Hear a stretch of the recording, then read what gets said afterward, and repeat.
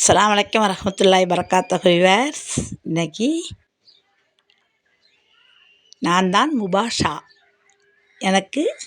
என்னோட கதை. இது என்னோட அம்மா, இது என்னோட அப்பா. எங்கள் அம்மாவுக்கு நாங்கள் 4 பிள்ளைகள். 4 பேரையும் எங்கள் அம்மா அழகாக பெற்று வளர்த்தாங்க.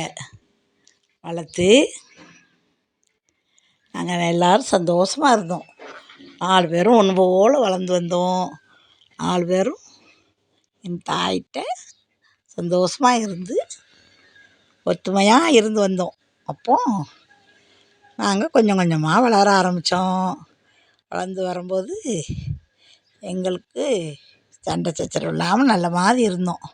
நாங்கள் முபாஷா, எனக்கு பேர் முபாஷா. எங்கள் 3 பேருமே இதில் பெண் பிள்ளைங்க, நான் தான் ஆம்பளை பிள்ளை. அப்போது எங்கள் அம்மா எங்களை நல்லா வளர்த்து வந்தாங்க. நாங்கள் ஒத்துமையாக வளர்ந்து வரும்போது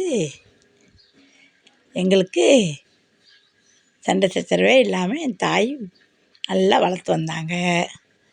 அப்புறம் நாங்கள் சந்தோஷமாக வளர ஆரம்பித்தோம். எங்களுக்குள்ளே சண்டையே வராது. எவ்வளோ அழகாக இருக்காங்க பார்த்தீங்களா எங்கள் கூட இதெல்லாம்.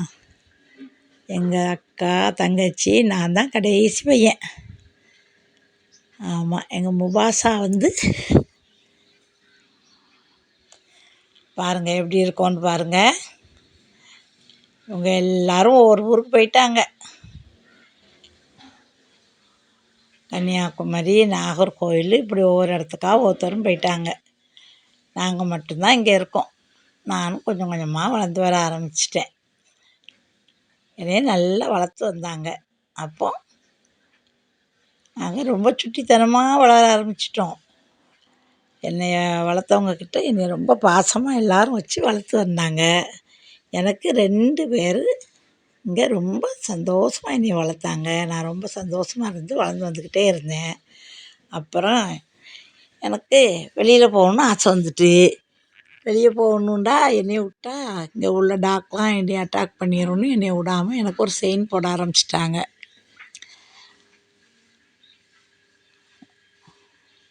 நான் அப்பப்போ என் பழைய நினைப்புகளை நினச்சி பார்த்துக்கிடுவேன். நம்ம கூட பிறந்தவங்களாம் நல்லா இருந்தாங்க, எங்கெங்கே இருக்காங்களோ நம்மளை மாதிரி வளர்ந்தாங்களான்னு அப்படின்னு நினப்பேன் உட்காந்து ஒவ்வொரு சமயத்தில். அப்புறம் நான் தனியாக இருக்கேன்னு சொல்லிவிட்டு எனக்கு கூட ஒரு துணைக்கு ஒன்று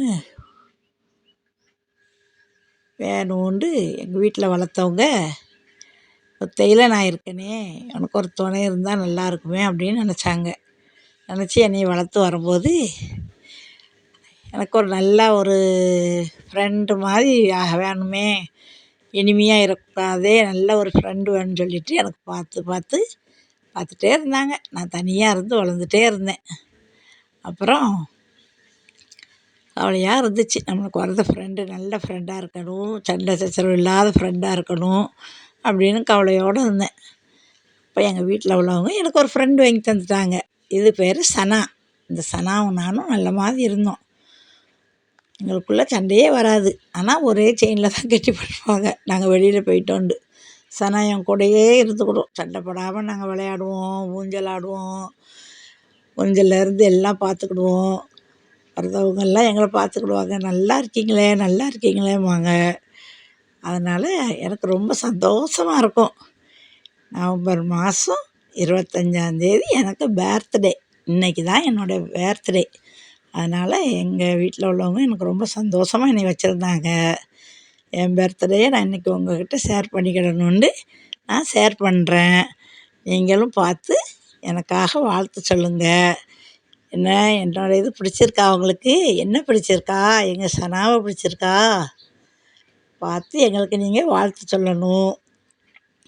ஆமாம், எனக்கு எல்லோரையும் ரொம்ப பிடிக்கும். சனா எனக்கு ரொம்ப பிடிக்கும். சனாவும் நானுமே ஒன்று போல் விளையாடுவோம், வைப்போம், ஒன்று போல் இருந்துக்கிடுவோம். எங்கள் சனாவுக்கும் எங்களுக்கும் ஒரு வாழ்த்து சொல்லுங்கள். உங்களுடைய வாழ்த்து எங்களுக்கு அவசியம் தேவை. நாங்கள் ரொம்ப ஹாப்பியாக இருக்கோம். அதனாலும் வெளியில் போக முடியலையேன்னு ஒரு கவலை தான். இன்றைக்கி என்னோடய பர்த்டே. எனக்கு ஒரு வாழ்த்து சொல்லுங்கள். எஸ்பி சேனலை சப்ஸ்கிரைப் பண்ணுங்கள், லைக் பண்ணுங்கள், ஷேர் பண்ணுங்கள். அஸ்ஸலாமு அலைக்கும்.